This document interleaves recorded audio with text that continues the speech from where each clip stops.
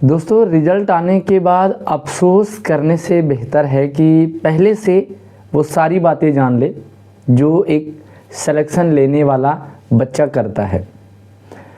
पिछले साल सीएमसी स्कूलों में किन बच्चों का सिलेक्शन हुआ, कैसे बच्चों का सिलेक्शन हुआ, उन बच्चों ने क्या किया, किस तरह से तैयारी करी, वो समझना जानना बहुत ज़रूरी है।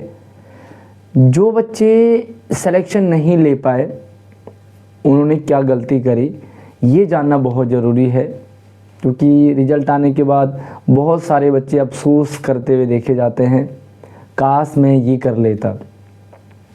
सभी का स्वागत है आज की नई अपडेट में। अगर आपको CM3 में एडमिशन चाहिए तो वीडियो को ज़रूर ध्यान से देखिएगा, बल्कि फॉलो भी करें। आपको पता है कि नए सेशन 2026-27 के लिए भी CM3 स्कूल के एडमिशन ओपन हो चुके हैं। आप छठी, 9th और 11th क्लास में एडमिशन ले सकते हैं। इसके लिए अभी आप वर्तमान समय में अगर आप 5वीं में हैं तो छठी में लें, अगर आप 8वीं में हैं तो आप 9th के लिए अप्लाई करेंगे, और अगर आप 10th में हैं तो आप 11th के लिए अप्लाई करेंगे। कुछ सवाल हैं, कुछ बातें हैं जो जानना बहुत ज़रूरी है। तो सबसे पहले तो फॉर्म है, फॉर्म भरने की डेट 25 मार्च है, तो आपको फॉर्म ज़रूर भरना है। फॉर्म भरने में आपको कोई चार्ज नहीं लगेगा, टोटली फ्री है। एग्ज़ाम देना फ्री, एडमिशन लेना फ्री, फॉर्म भरना फ्री। तो भले आप बाद में एडमिशन ना लो, आपकी मर्ज़ी है, आप किसी और जगह एडमिशन करवा रहे हो, आपने कुछ और सोचा है, बट फिर भी आप फॉर्म ज़रूर भरें। फॉर्म देने के बाद भरने के बाद एग्ज़ाम दे, एग्ज़ाम देने के बाद रिज़ल्ट आ जाए, ठीक है, उसके बाद आप सोचें, बट एग्ज़ाम ज़रूर दें। इससे आपको पता लग जाता है कि आप कितनी तैयारी कर रहे हैं। दूसरी चीज़ है करेक्शन विंडो। कुछ बच्चों से फॉर्म भरते हुए गलती हो जाती है, उनके लिए करेक्शन विंडो ओपन हो चुका है। मैंने वीडियो बनाई थी कल, कैसे आपको करेक्शन करना है, तो एक बार आप करेक्शन कर सकते हैं। आप करेक्शन ज़रूर कर लें, क्योंकि सिलेक्शन में एडमिशन जो कैंपस है वो बहुत मायने रखता है। तीसरी चीज़ है आपको सिलेबस क्या है CM3 का। बहुत सारे बच्चों का सवाल है कि एग्ज़ाम कब होगा। बहुत सारे बच्चे जानना चाहते हैं क्या पढ़ें, कहाँ से पढ़ें। तो सिलेबस के लिए साइट पे शिक्षा विभाग ने सिलेबस प्रॉपर डाला हुआ है, छठी क्लास के लिए, 9th के लिए और 11th के लिए। 11th क्लास के बच्चे डोमेन को लेकर के, स्ट्रीम को लेकर के थोड़ा सा परेशान हैं, लेकिन मैं आपको बता दूं, परेशान ना हो, आप अपना एग्ज़ाम दें। 2 कैटेगरी में इन्होंने फॉर्म बांटे हैं।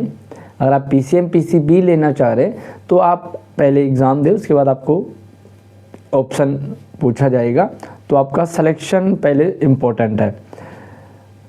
बहुत सारे बच्चे जानना चाह रहे हैं किस मीडियम में एग्ज़ाम होगा, तो आपको मैं क्लियर कर देता हूं कि पहले मैंने नोटिफिकेशन में भी बता दिया था और वहां पे भी क्लियर शिक्षा विभाग ने कर दिया है कि छठी क्लास का पेपर बाइलिंगुअल आएगा, यानी कि हिंदी और इंग्लिश दोनों मीडियम में आएगा। 9th क्लास का और 11th क्लास का पेपर इंग्लिश मीडियम में आएगा, तो आप जो एग्ज़ाम देंगे वो टोटल इंग्लिश मीडियम में होगा। हालांकि जितने भी कॉम्पिटिटिव एग्ज़ाम होते हैं वो ऐसे नहीं होते हैं, सारे बाइलिंगुअल ही होते हैं। इवन जो बड़े लेवल के एग्ज़ाम होते हैं वहाँ पर भी इंग्लिश बाइलिंगुअल होते हैं, बट कुछ एग्ज़ाम को वो इंग्लिश मीडियम में रखते हैं। तो मे भी पॉसिबिलिटी है कि 9th और 11th वालों का टोटल इंग्लिश में रहेगा। बाकी क्या पढ़ना है आप ये देखें।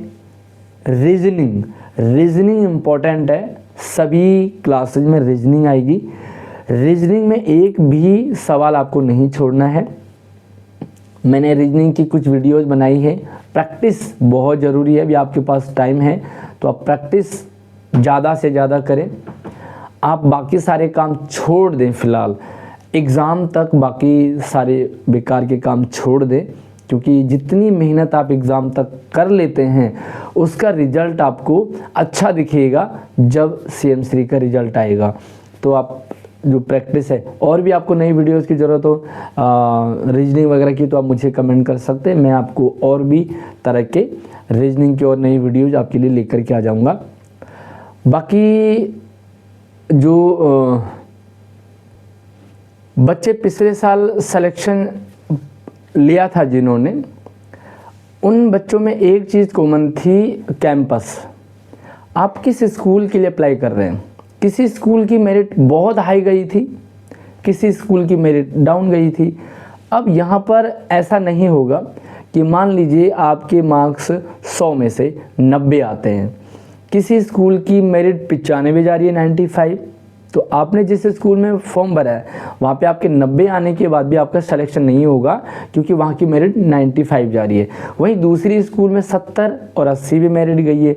अब आप सोचो कि जो 90 वाला बच्चा है वो उस स्कूल में एडमिशन नहीं लेकर के दूसरे में ले लेगा, तो ऐसा नहीं होगा। इसके लिए आप पिछले साल जिन स्कूलों की मेरिट हाई गई थी, लो गई थी, किस स्कूल की कितनी गई थी, आप ऐसे स्कूल में भी ज़रूर अप्लाई करें, अपने एक कैंपस को रख लें। क्योंकि दिक्कत क्या आएगी कि अरे मेरे तो इतने अच्छे मार्क्स थे फिर भी मेरा एडमिशन नहीं हुआ, जबकि फलाने स्कूल वाले बच्चों का इतना कम में भी एडमिशन हो गया। आपकी जो कैटेगरी है उसे ध्यान से रखें, क्योंकि अभी करेक्शन विंडो ओपन हो रखा है, तो आप उसे ठीक कर सकते हैं। 26 तारीख तक आप अपना करेक्शन कर सकते हैं। फॉर्म भरने की करेक्शन करने की वीडियो मैंने चैनल पर डाली हुई है, इस वीडियो के डिस्क्रिप्शन में भी डाल दूंगा। आप मुझे व्हाट्सएप और इंस्टाग्राम पे भी आप संपर्क कर सकते हैं, नंबर आईडी वीडियो के डिस्क्रिप्शन में मैंने डाला हुआ है, तो कॉल ना करें, आप मुझे मैसेज कर सकते हैं। एग्ज़ाम कब होगा, ये भी सवाल बच्चों के मन में। तो देखिए, एग्ज़ाम पहले कुछ और था, इन्होंने डेट शीट दे रखी थी, मार्च एंड में एग्ज़ाम हो जाएगा, लेकिन फिर फॉर्म भरने की डेट आगे बढ़ाई।